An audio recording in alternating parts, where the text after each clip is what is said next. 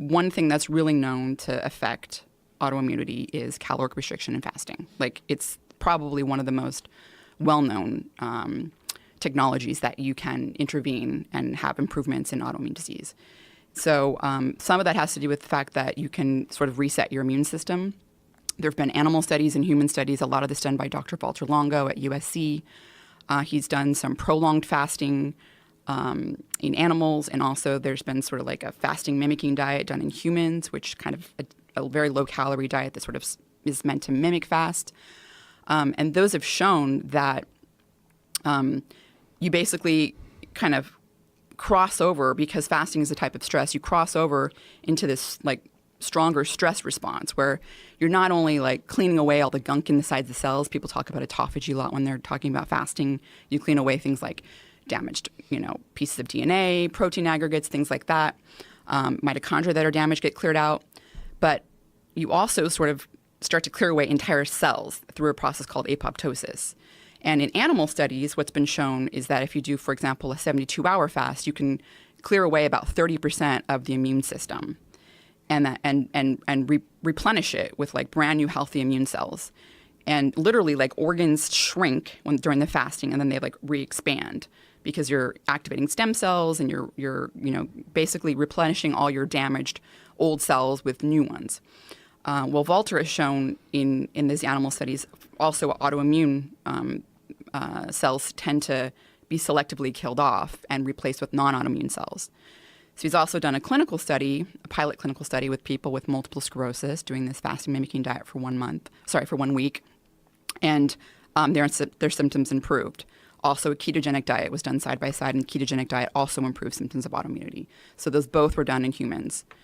So I think that understanding that some of these mechanisms that are at play, and that fasting itself and caloric restriction both have been shown to improve autoimmunity, you may be tapping into something there by eating less. That's one possibility. In addition, there's been clinical studies in humans that were done. They were basically fasted for 24 hours every other day for 15 days. So they had like a total of 7 days of fasting. And these were also people with multiple sclerosis. And there's profound changes in the microbiome that started happening. And this was in line with basically having, a lot of anti-inflammatory cytokines, basically producing immune cells that are really important for preventing autoimmunity called T regulatory cells, so things like that. So that's another really important thing to consider is, the microbiome, because the microbiome has been linked to autoimmunity in multiple studies. I mean, it's been linked to arthritis, it's been linked to multiple sclerosis, it's been linked to other diseases like Parkinson's, which is not really autoimmune. But and the point of this is that, again, understanding mechanism and realizing, there's other potential factors that could be leading to an effect, right? It's actually the changes in the microbiome are really important because there's actually been a few animal studies which have led to phase 1, phase 2, and phase 3 clinical trials that have been done in humans. So humans with multiple sclerosis were treated with minocycline, an antibiotic. And the antibiotic was shown to improve symptoms of multiple sclerosis. And because there's good bacteria and bad bacteria that have been linked to autoimmunity. And getting rid of bacteria, the bad bacteria is going to probably lead to improvements. And that's what was shown first in the animal studies and then in human trials. So humans with multiple sclerosis taking minocycline for 2 years. So basically they had improvements. It delayed the onset, progression of the disease. But then after 2 years, those improvements went away, probably because you're wiping out the microbiome. And eventually you're also getting rid of the good bacteria. And so things are going to catch up. Right? So you may be getting rid of some of the pathogenic bad bacteria with the antibiotics, but eventually you're also getting rid of good stuff. So long term, you may not have those same improvements. And that's very interesting. I think it's a really important point to understand with something like, very profound changes in the microbiome. And, the thing with for example, doing a prolonged fast, once a quarter, once every couple of months, depending on how severe your issues are. I mean, there's been benefits shown with that, like in aging. So people that have been put on this fasting mimicking diet, they have improved biomarkers of aging. They increase their lean muscle mass. I mean, so like I said, in animal studies, and you can't directly translate the animal studies to humans because rodents have a really fast metabolism, and if you fast them for 48 hours, they lose 20% of their body weight, where humans only lose like 1 or 2%. I mean, that's like clearly, yeah. That's crazy. Yeah. So you can't, I mean, it's obviously you can't completely translate everything that's done in fasting in rodent to humans, but there are definitely organs are shrinking and then literally regrowing after the fast is over. Like it's like this rejuvenation process, and it seems as though selectively damaged cells are killed. In fact, this whole, like there's a whole, Dr. Longo showing that cancer cells are really, really susceptible to dying when you do like a prolonged fast or even a fasting mimicking diet. And he's shown this in animal studies, and he's done a couple of clinical studies where patients with cancer were treated with standard of care, but before their standard of care treatment, they were fasted for up to 72 hours. And what happens, what he's shown in animal studies happens is that because the fasting is a type of stress, all your healthy cells increase all these stress response pathways. They make more heat shock proteins. They're increasing antioxidant production pathways, anti-inflammatory. They're doing all this really good stuff in response. Cancer cells can't do that. They're like screwed up.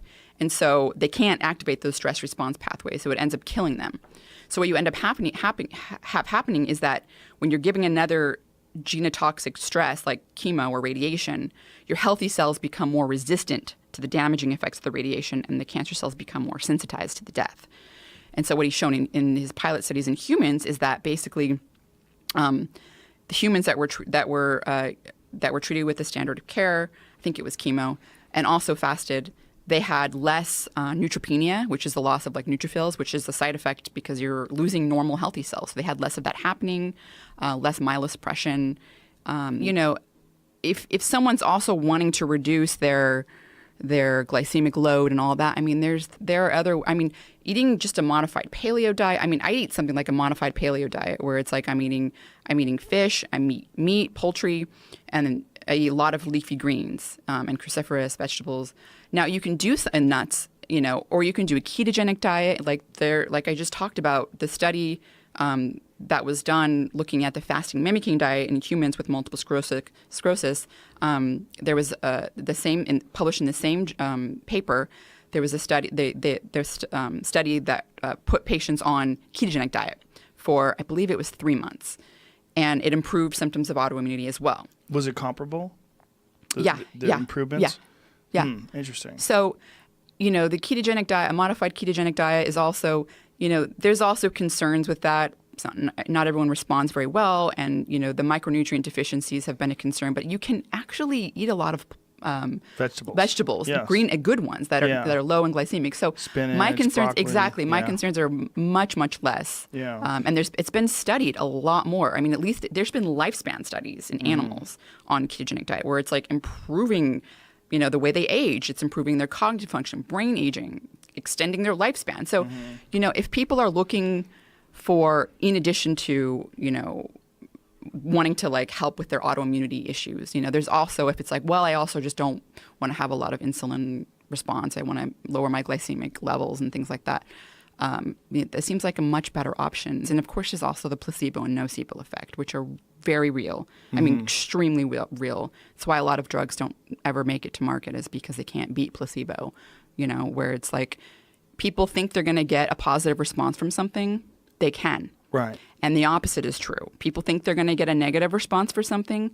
They can. There's got to be a way to market the placebo effect in a pill form.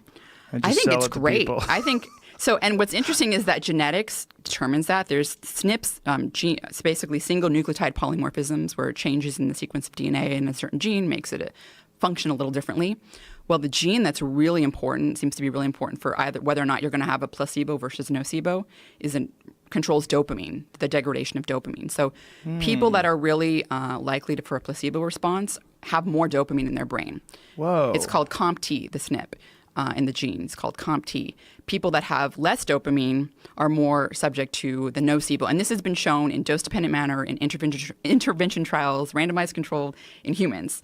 It's not in diet. There's been studies on diet as well showing like nocebo effects. So people think they have a gluten sensitivity, which I do think that's a real thing. I mean, I'm not saying non-celiac gluten sensitivity. I think there's enough evidence that showed that does exist.